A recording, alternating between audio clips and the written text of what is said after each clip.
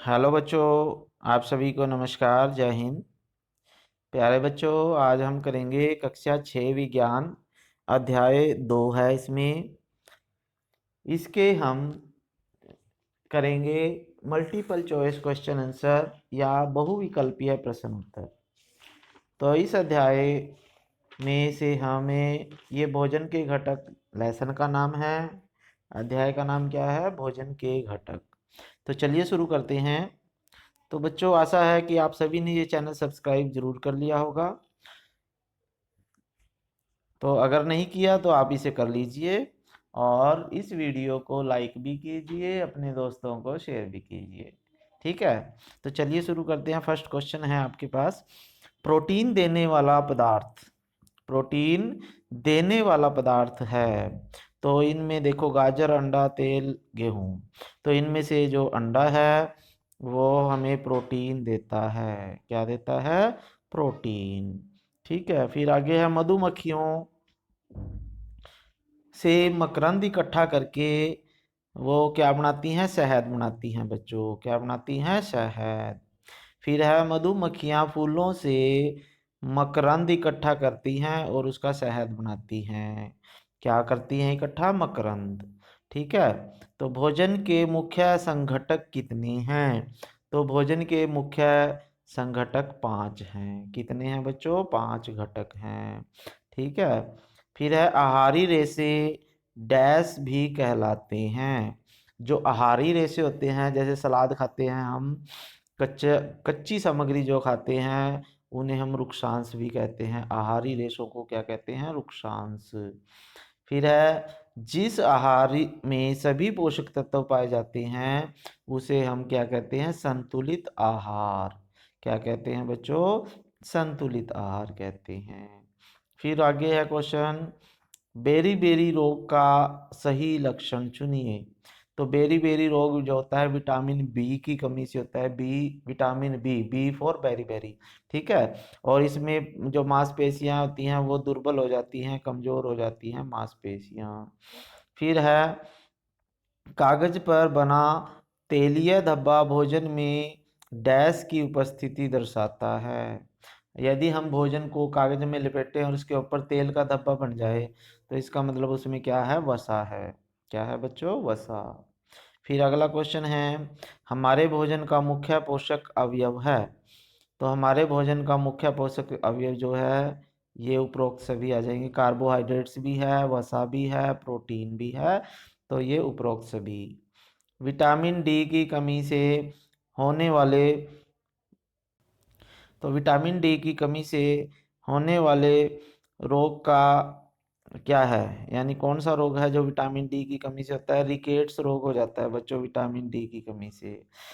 फिर है चना, मटर, मूंग, सोयाबीन, राजमा अच्छे स्रोत हैं। तो ये सभी प्रोटीन के अच्छे स्रोत हैं। इनको खाने से हमें प्रोटीन मिलता है। फिर है विटामिन ए की कमी से शरीर में रतौंधी रोग हो जाता है। रतौंधी रोग में हमें रात को, शाम को दिखाई देना बंद हो जाता है, दिन में हमें दिखाई देता है। फिर है विटामिन बी की कमी से बेरी बेरी रोग हो जाता है बच्चों, विटामिन बी की कमी से। फिर है रिकेट्स रोग डैश की कमी से होता है। रिकेट्स जो होता है विटामिन डी की कमी से होता है बच्चों, रिकेट्स। ठीक है। फिर है आंवला, संतरा, जो खट्टे फल हैं, जो खाने में खट्टे लगती हैं चीज़ें, वो विटामिन सी मिलता है हमें उनसे। इन्हें सीट्रिक इनसे सिट्रिक एसिड मिलता है। तो विटामिन सी होता है, आंवला है, संतरा है, नींबू है। ठीक है। फिर है निम्न में से कौन सा अभावजन्य रोग है? अभावजन्य रोग वो होते हैं बच्चों जो किसी पोषक तत्व की कमी के कारण होते हैं हमें। तो ये जो है स्कर्वी है, ठीक है, बेरी बेरी है, रिकेट्स है, ये सभी जो हैं अभावजन्य रोग हैं। तो ये सभी आ जाएगा इसमें। फिर है निम्न में से कौन सा पोषक तत्व हमारे शरीर को ऊर्जा प्रदान करता है? तो हमारे शरीर को कार्बोहाइड्रेट्स जो होता है वो ऊर्जा प्रदान करता है। कार्बोहाइड्रेट्स वाला भोजन हमें ऊर्जा देता है। फिर है संतृप्त वसा का उदाहरण है। संतृप्त वसा जो है बच्चों घी है। ठीक है। घी जो है वो संतृप्त वसा है। फिर उसके बाद है शरीर वर्धक भोजन में डैश प्रचुर मात्रा में होना चाहिए। तो वो प्रोटीन होना चाहिए बच्चों। जो जब बच्चा वृद्धि करता है तो उसको प्रोटीन युक्त भोजन जरूर मिलना चाहिए। फिर उसके बाद है, हमारे शरीर में जल कितने प्रतिशत होता है बच्चों? 70% होता है हमारे शरीर में जल यानी पानी। हमारे शरीर में 70% होता है। जैसे अगर हमारा वजन 100 किलो है या 10 किलो है हमारे शरीर का वजन, तो 7 किलो उसमें पानी है। फिर उसके बाद है, हमारा शरीर सूर्य के प्रकाश की उपस्थिति में विटामिन डी बनाता है। तो जिन दिनों सूर्य का प्रकाश न हो तो हम विटामिन डी की पूर्ति कौन से भोज्य पदार्थ से कर सकते हैं? तो विटामिन डी हम अंडा खा के भी कर सकते हैं, मछली खाकर भी, चिकन खाकर भी। तो ये उपरोक्त सभी आ जाएंगे आपके पास। फिर है, वृक्षांशों के सामान्य स्रोत हैं। वृक्षांशों के जो साबुत अनाज है, ताजे फल हैं, सब्जियां हैं, तो जो भी कच्ची सामग्री हम खाते हैं उन सब से हमें वृक्षांश मिलता है। तो ये उपरोक्त सभी आ जाएगा इसका आंसर। विटामिन कौन सा विटामिन रोगों से लड़ने में मदद करता है? तो वो होता है विटामिन सी बच्चों। विटामिन सी हमें हमारी इम्यूनिटी बढ़ाता है, जो हमें बीमार होने से बचाता है। प्रोटीन के परिरक्षण के लिए कॉपर सल्फेट और कास्टिक सोडे का विलयन खाद्य पदार्थ में डालते हैं, तो उससे हमें बैंगनी रंग आ जाए तो उसमें प्रोटीन है। यानी अगर किसी खाद्य पदार्थ में के को बारीक करके उसके पेस्ट में कॉपर सल्फेट और कास्टिक सोडा डालें, तो अगर उसका रंग बैंगनी हो जाता है तो उसमें प्रोटीन है, यदि नहीं होता तो नहीं है।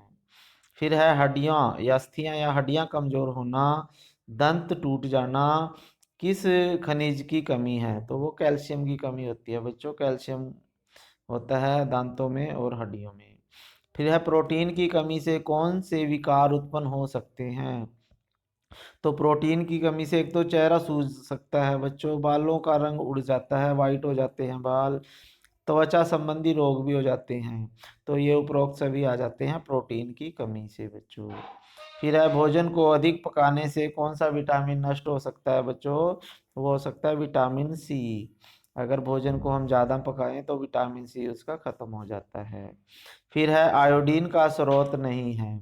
तो आयोडीन जो है हमें चावल से नहीं मिलती बच्चों। ठीक है, अदरक से, झींगा मछली, इनसे आयोडीन मिलती है लेकिन चावल से नहीं मिलती। फिर है, छिलका उतार कर फलों को धोने से विटामिन नष्ट हो जाते हैं बच्चों। ज़्यादा हमें फल और नहीं धोने चाहिए, अधिक देर तक नहीं धोने चाहिए। आपका सहपाठी बहुत दुबला पतला है, तो उसके आहार में एक तो प्रोटीन की कमी होगी और एक कार्बोहाइड्रेट्स की कमी होगी। ठीक है, तभी वो दुबला पतला है। फिर है, किण्वन प्रक्रिया से भोजन में पोषक तत्वों की मात्रा बढ़ जाती है। निम्न में से कौन सा किण्वन भोजन है? तो जो इडली है, इडली किण्वन क्रिया से बनता है बच्चों। तो इसमें इडली हो जाती है, ये इडली होती है ना, इसमें ब्रेड वगैरह होते हैं जैसे। फिर है, सूर्य के प्रकाश में हमें कौन सा विटामिन मिलता है? सूर्य के प्रकाश से हमें विटामिन डी मिलता है बच्चों, विटामिन डी। इसलिए हमें सुबह की धूप में बैठना चाहिए जरूर। तो शरीर में पानी की कमी से कौन सा रोग आ जाता है? डिहाइड्रेशन। डी का मतलब कमी, हाइड्रेशन का मतलब जल। यानी जब हमारे शरीर में पानी की कमी हो जाती है तो उसे हम डिहाइड्रेशन कहते हैं। निम्न में से सत्य असत्य कथन कौन सा है? तो इनमें से आप पढ़ लेना। इसमें से जो है, विटामिन बी की कमी से स्कर्वी रोग होता है, तो ये गलत है। विटामिन बी की कमी से बेरी बेरी रोग होता है बच्चों। विटामिन ए की कमी से रोतोंदी रोग होता है, ये सही है। और विटामिन डी की कमी से रिकेट्स होता है, ये भी है। लेकिन विटामिन बी की कमी से स्कर्वी रोग नहीं होता, बेरी बेरी रोग होता है, इसलिए ये गलत है।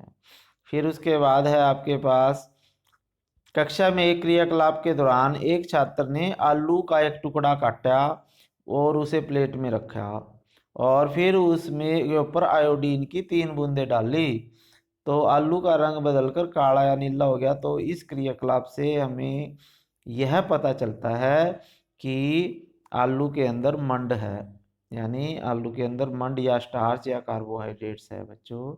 तो यदि आयोडीन का रंग नीला कर देता है खाद्य सामग्री, तो उसमें कार्बोहाइड्रेट्स या मंड होता है, स्टार्च होता है। तो सुरेश ने किसी खाद्य पदार्थ पर आयोडीन विलयन की कुछ बूंदें डाली, खाद्य पदार्थ का रंग काला पड़ गया। तो बताओ खाद्य पदार्थ में कौन क्या होता है पोषक तत्व? तो कार्बोहाइड्रेट्स है बच्चों उसमें, क्योंकि वो आयोडीन के रंग को नीला कर देता है। फिर है शरीर की वृद्धि तथा अनुरक्षण के लिए कौन सा पोषक तत्व आवश्यक है? तो वो है प्रोटीन बच्चों। फिर है पोषक तत्व नहीं है, रुक्षांश नहीं है बच्चों पोषक तत्व। ठीक है, वसा है, प्रोटीन है, विटामिन भी है। ठीक है, रुक्षांश।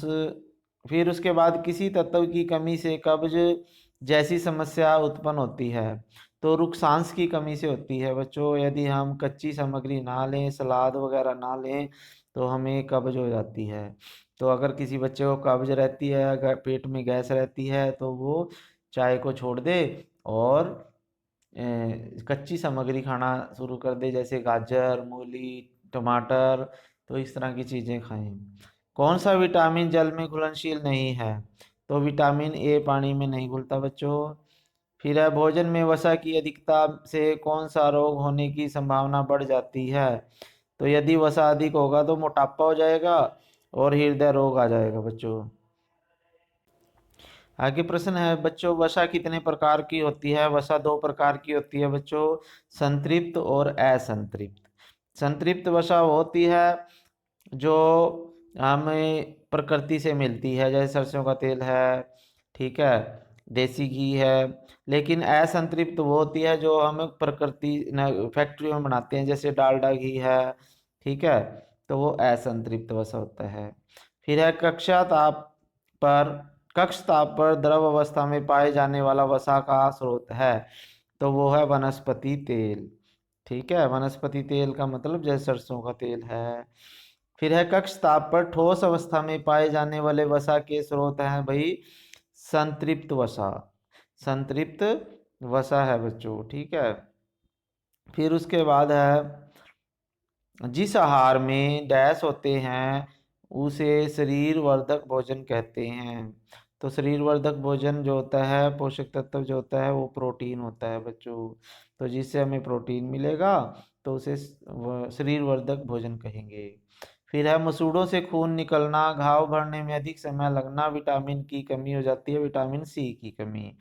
तो अगर किसी को ये समस्याएं हैं तो वो खट्टी चीज़ें खाना शुरू कर दे, जैसे नींबू खाए, संतरा खाए। फिर है आयोडीन की कमी से होने वाले रोग का नाम बताओ। तो आयोडीन की कमी से घेंघा रोग या गायटर रोग हो जाता है बच्चों। अभावजन्य रोगों की रोकथाम की जाती है संतुलित आहार लेकर, यानी अगर हम सही भोजन करें, संतुलित भोजन करें, तो हमें अभावजन्य रोग नहीं होंगे। फिर है हमारे भोजन में डैश की अभाव से रतौंधी हो जाता है। तो रतौंधी रोग जो है विटामिन ए की कमी से होता है बच्चों। फिर है तन्नू। तन्नू सेब खाती है तो उसके मसूड़ों से खून आता है, और चोट लगने पर खून बहुत देर बाद बंद होता है, तो उसे कौन सी विटामिन की कमी होगी? तो विटामिन सी की कमी होगी या उसके शरीर में, इसलिए उसके साथ ऐसा हो रहा है। बूझों ने मानसिक विकलांगता है और गर्दन की ग्रंथि फूली हुई है, तो किस खनिज की कमी है? तो आयोडीन की कमी होगी, ऐसे गायटर रोग हो गया है, घेंघा रोग हो गया है। फिर उसके बाद अगला क्वेश्चन है, हमारा शरीर किस विटामिन का निर्माण करने में सक्षम है?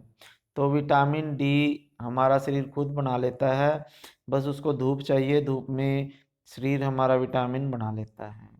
फिर आगे क्वेश्चन है आपके पास, ये वेरी इंपॉर्टेंट है, ये भी आपने देख लेना है। विटामिन ए की कमी से जैसे कौन सा रोग होता है बच्चों? दृष्टिहीनता या रतौंधी रोग हो जाता है। विटामिन ए की कमी से रतौंधी रोग हो जाता है, हमारी आंखें कमजोर हो जाती हैं, रात को दिखाई देना बंद हो जाता है, कभी कभी रात को पूरा दिखाई देना बंद हो जाता है।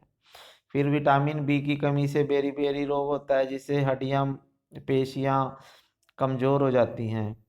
विटामिन सी की कमी से स्कर्वी रोग होता है, जिससे मसूड़ों से खून आता है और घाव जल्दी नहीं भरता। ठीक है। फिर उसके बाद है हमारे पास, आगे है क्वेश्चन,